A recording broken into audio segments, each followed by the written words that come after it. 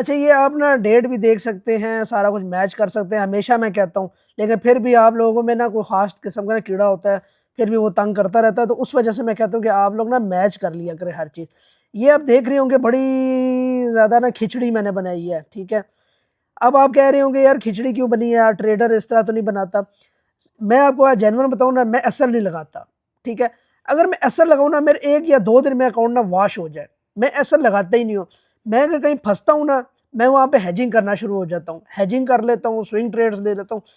जैसे भी मैं करता हूँ, मैं अपने आप को रिकवर करता हूँ। मैं अपने आप को लॉस में नहीं जाने देता। मिसाल के तौर पे लॉस में जा भी रहा होता हूँ ना, तो मैं रिकवरी करता हूँ। अभी आप देखें, मैंने ग्रुप में भी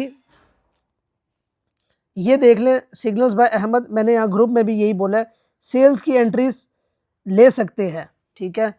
और आपको क्या चाहिए? आप लोग अपने कामों में लगे हुए हैं और मैं आपको सिग्नल्स दे रहा हूँ, इससे बेस्ट और क्या काम हो सकता है? अभी रमज़ान ऑफ़र मैंने लगाई हुई है और लिमिटेड टाइम है आपके पास, अभी आप अवेल कर सकते हैं। और ये खिचड़ी ना, ये सिर्फ ट्रेडर ही समझ सकता है। और जो जो कहते हैं ना एसएल नहीं लगाते, ये नहीं लगाते, यार आप लोग एसएल जो लगाते हैं ना, आप उनके पास चले जाएँ, वहाँ जाके ना आपको समझ आ जाएगी एसएल लगाना और ना लगाना। ट्रेडर मैं कहता हूँ वही है जो अपने आप को रिकवर कर सके, मार्केट से अपने आप को बचा के बाहर निकल सके, और मैं अल्हम्दुलिल्लाह वो हूँ, ठीक है? एसएल के बगैर ये खिचड़ियाँ आप देख रहे होंगे, ठीक है?